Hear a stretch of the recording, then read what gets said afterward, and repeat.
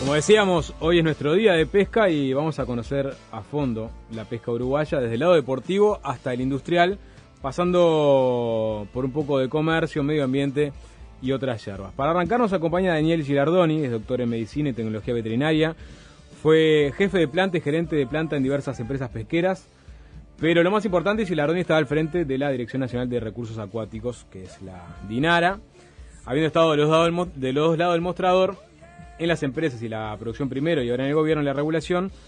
Es una buena persona para comenzar este día de pesca. ¿Cómo andas, Girardoni? Muy bien, muchas gracias. Vamos a tratar de extendernos un poco en el tema sin aburrir a la audiencia. ¿Cuál fue su periplo laboral? ¿Cómo arranca vinculándose con el mundo de la pesca? ¿Por un tema familiar? ¿Por un tema vocacional? Yo estudiaba veterinaria y había en aquellos momentos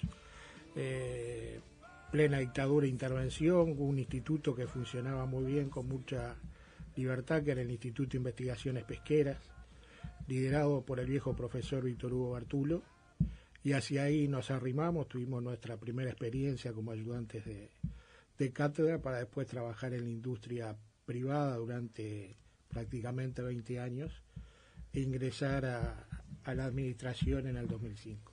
Bien, hoy en día hay una crisis en el sector pesquero, o al menos eso es lo que se dice. Algunos, como el Sindicato Único Nacional de Trabajadores del Mar y Afines, el SUNMA, manejan cifras como que la captura de corvina, pescadilla y vareo costero, las especies más explotadas en nuestro país, bajaron un 40% del 2012 al 2014. La DINARA discrepó con esa cifra, pero afirmó que las capturas globales, o sea, todas las especies, bajaron un 17% entre 2012 y 2014. Sí, evidentemente que hay una baja en las capturas uruguayas. Eso no sucede igual en lo que se pesca en la zona común de pesca, donde están autorizados a pescar Uruguay y Argentina, y ahí, por ejemplo, las capturas de corvina han estado por encima del promedio de los últimos años. Es decir, Uruguay está pescando menos, es una realidad. Vale la pena aclarar que hace 10 años o quizás menos nos preocupaba el estado de los recursos y cómo esto será manejado. Hoy en día, en la Comisión Técnica Mixta del Frente Marítimo, existen las 10 principales especies con cupos de captura establecidos de acuerdo al asesoramiento científico. Por lo tanto, eso es una realidad de que existe recurso para pescar, que ese recurso está manejado adecuadamente y tenemos que ver cuáles son los otros problemas que hacen que pesquemos menos. Desde el interés de las empresas, probablemente por la situación de los mercados, problemas inherentes a la conflictividad que tiene el sector y problemas inherentes a interacciones que han habido en los últimos años con el medio ambiente también. Cuando dice interacciones con el medio ambiente, dice que hubo algún desequilibrio medioambiental vinculado a la pesca excesiva de algún tipo de especie. No me refiero a eso, me refiero, y capaz que tenemos que ir un cachito más atrás. Uruguay es un país que durante mucho tiempo criticó la doctrina Ceballos, un viejo canciller argentino, que decía que Uruguay era un país de costa seca. El río de la Plata y el mar argentino llegaban hasta las playas. De Uruguay se lo criticaba, pero los uruguayos asumíamos eso porque hasta ahora parece que una vez que dejamos de dar pie en cualquiera de nuestras playas, ahí se terminó el territorio nacional. Si uno ve un mapa en un libro de escuela, difícilmente tenga el Océano Atlántico pintado, tenga todo lo que tenemos de zona económica exclusiva. Entonces, hoy en día en nuestra zona económica exclusiva, en nuestro mar territorial, se están dando una serie de actividades que tienen que ver con el desarrollo, con el auge de la navegación. En este momento debe haber cerca de 300 buques cargueros esperando para entrar a la hidrovía, son casi 300 fábricas que están en el Río de la Plata, y todo eso, cuando digo interacción, es porque o es pérdida de lugares de pesca, o es lugares que se tienen que evitar, o es de alguna manera algún tipo de estrés para las especies que hay en el agua. A eso no estábamos acostumbrados. Esa interacción se traduce, y como ustedes habrán leído o visto, desde interacción con las prospecciones que ha hecho ANCAP, con la navegación, con los dragados, con la regasificadora, Me refiero a eso que de alguna manera ha influido O sea, en esta situación. las prospecciones ANCAP también son un problema para los reservorios pesqueros, digamos. Las prospecciones sísmicas que se hicieron en 2013 han tenido un efecto acumulativo, porque no fue un solo barco operando, sino que fueron varios.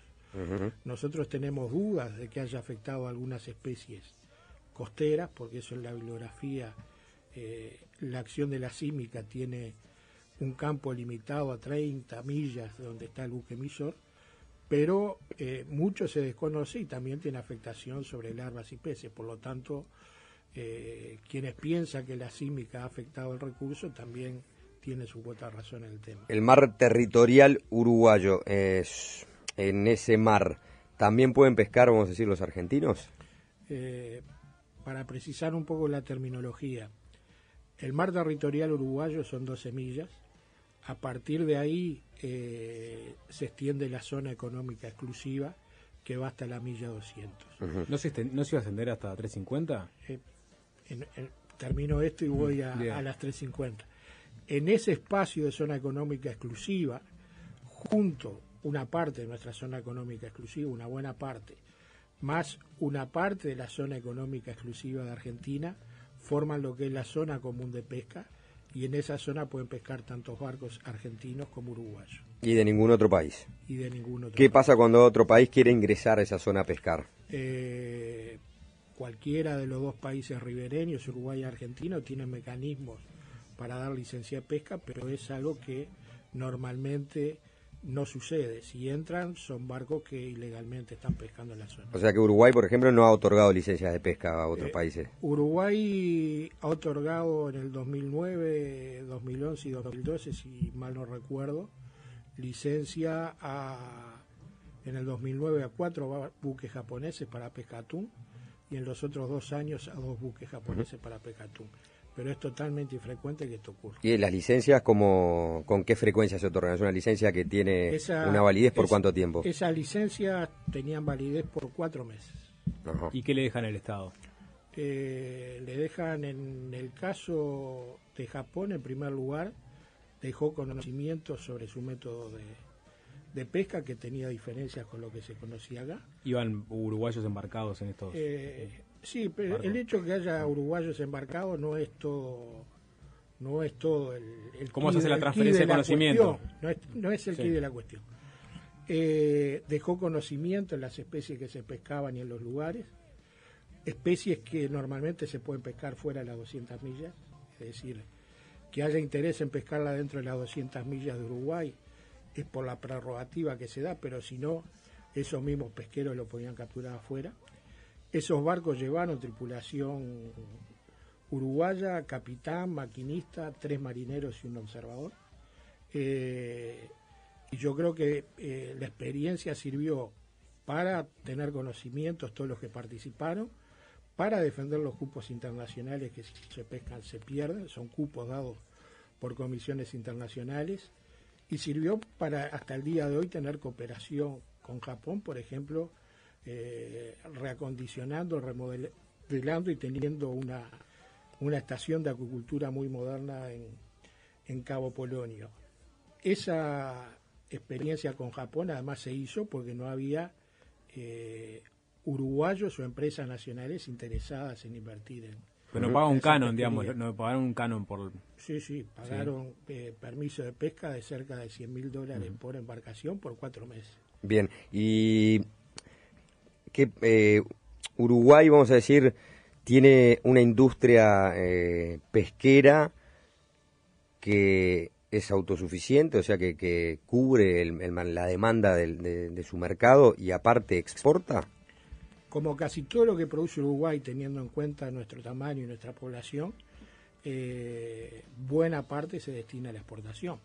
El 90%, números gruesos, de lo que se captura termina en otros mercados, incluyendo también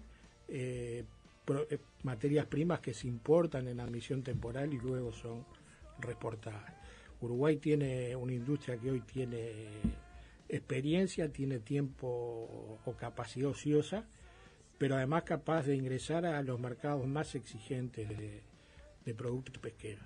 Las dificultades están en el proteccionismo cada vez más acendrado en muchos de esos mercados, algunos de esos proteccionismos derivados de lo que fue la crisis económica 2008-2009. Por ejemplo, Europa es uno de esos, es uno de los destinos importantes. Europa ha sido un destino muy importante que ha caído luego de la crisis, y luego en el 2010 Uruguay pierde las preferencias arancelarias al pasar a ser un país de renta media, ¿no? La pesca termina pagando el pato del mayor ingreso per cápita de Producto Bruto de los uruguayos por la producción de otras producciones, en especial agropecuarias. Ajá. ¿Y eso hace que caigan las preferencias arancelarias en donde? ¿En Estados Unidos, en Europa? Ahí cayeron las preferencias arancelarias en Europa, en Canadá, no solo para Uruguay, también para Argentina, por ejemplo, ¿no? O sea que los países de renta media, o sea, si uno no fuera un país de renta media, tiene la posibilidad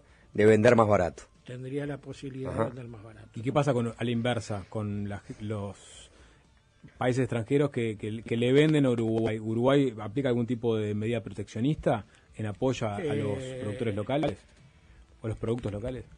Uruguay, si es un país que tiene que vender el 90% de su producción al exterior, mal haría en aplicar medidas proteccionistas que no condigan con esa necesidad exportadora del país. De acá podemos saltar al tema Pangasius, que está siempre, y Vietnam, que es lo que está en la cabeza de mucha gente.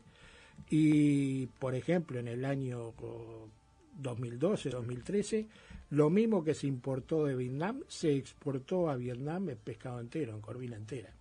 Entonces, difícilmente un país pueda tomar medidas proteccionistas a esos niveles cuando los volúmenes más o menos están equilibrados. Es un tema que a nosotros nos preocupa también lo que se dice el Pangasius. Exigimos que los certificados sanitarios uruguayos los respete el resto del mundo y no ponga trabas para arancelarias, y lo mismo hacemos nosotros, respetamos los certificados sanitarios que dan otros países, pero además le hacemos nuestros propios controles y análisis, y hasta ahora esos controles y análisis no demuestran que los productos importados tengan problemas en lo que hace a la inocuidad. ¿Pero el Pangasius es el que entra con más frecuencia? El Pangasius es uno de los que más se importa, pero también se importa salmón, también se está importando Alaskan pollock, y también se importan mariscos que Uruguay no los produce, ¿no? Y lo de las 350 millas, ¿no? Volviendo un poquito atrás, se estaba discutiendo se había hecho el pedido para ampliar a 350 millas el mar territorial uruguayo, y se iba a conocer la noticia creo que en febrero o marzo. También vamos a precisar un poquito el tema. Hoy lo que se va a extender es la plataforma continental, es decir, es el lecho y el subsuelo, no el derecho a pescar en la columna de agua. Uruguay va a tener su zona económica exclusiva hasta las 200 millas, y hoy tiene plataforma hasta las 200 millas.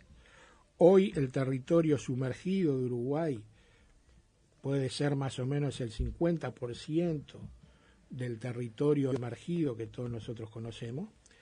Y una vez que se extienda eso, que va prácticamente a llegar a las 150 millas, y seguramente a principios del año que viene tendrá la anuencia de Naciones Unidas, el 28% del territorio de Uruguay, el territorio sumergido, va a ser un 28% mayor que el territorio emergido. Muchos nos preguntamos para qué sirve.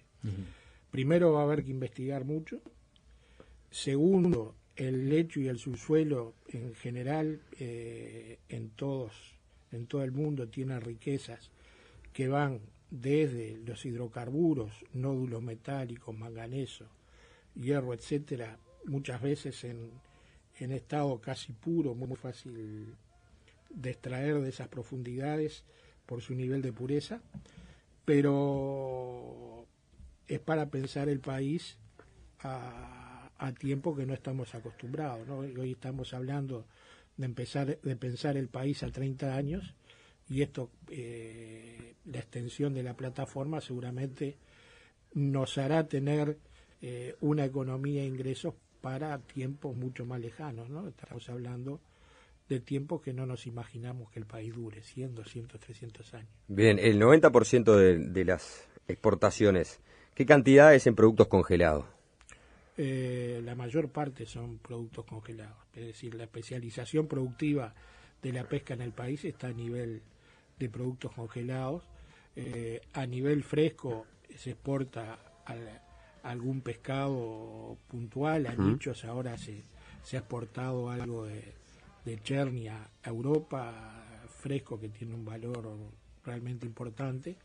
Lo otro que se exporta fresco, y vale la pena mencionarlo, es el caviar, que Uruguay, si bien tiene dificultades para la acuicultura, ha encontrado en el esturión y el caviar un nicho que hace que seamos prácticamente el productor número 1 del hemisferio sur de esturión y caviar.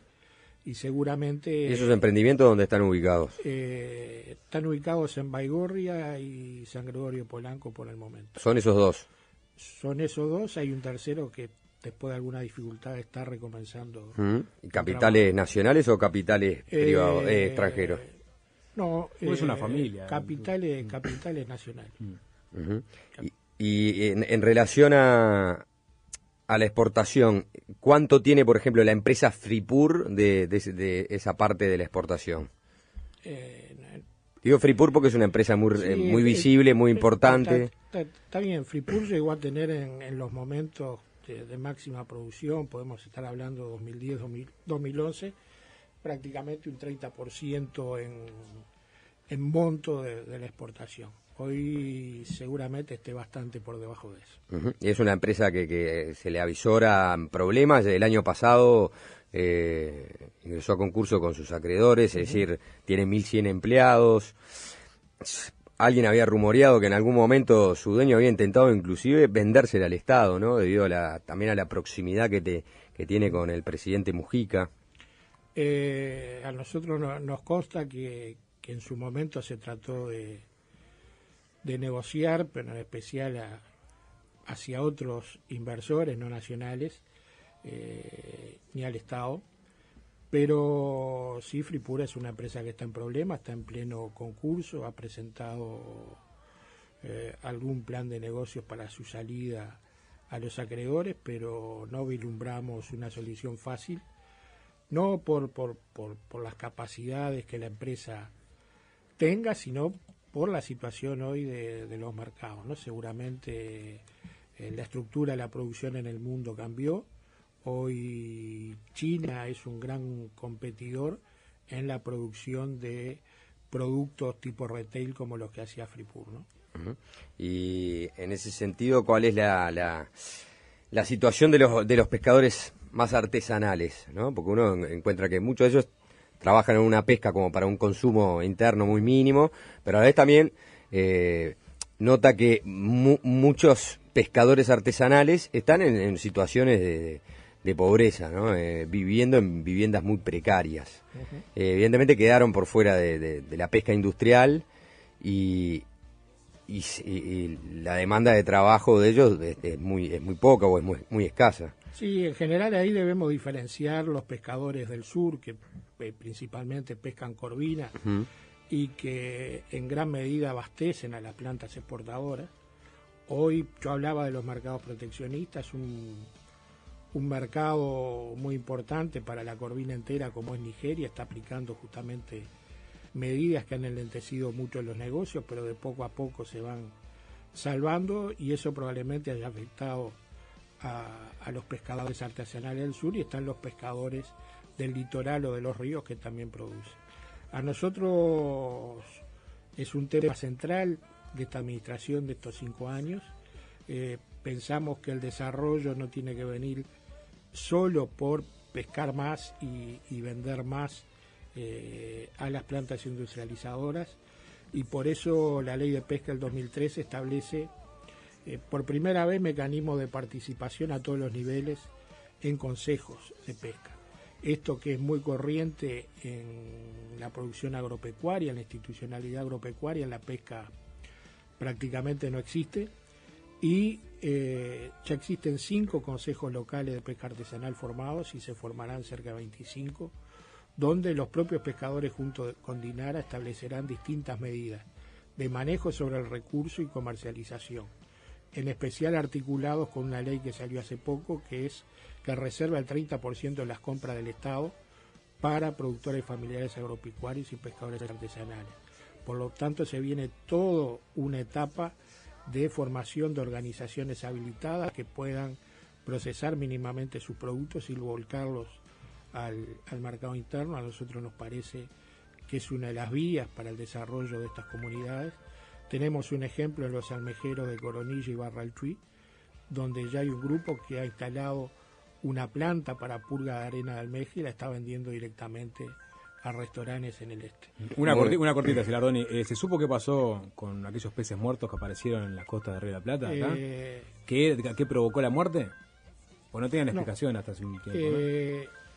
Como muchas cosas y muchas enfermedades, es difícil llegar al diagnóstico final completo. En Argentina fue mucho más la mortandad, cerca de 3.000 toneladas. Nos preocupa cómo encarar estas cosas para el futuro. ¿Se supo en Argentina a qué se debía? No. Tampoco.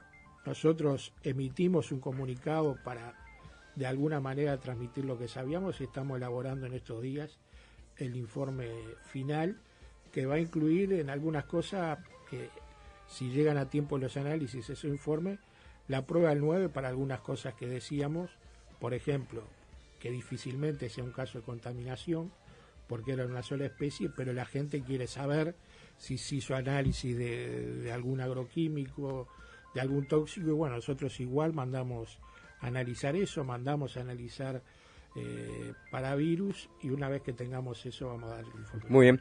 Director Nacional de Recursos Acuáticos, doctor en Medicina y Tecnología Veterinaria, Daniel Gilardoni, gracias por estos minutos, suena tremendo. No, gracias a ustedes. ¿Es buen pescador? De chico, después que empecé a trabajar abandoné. UCM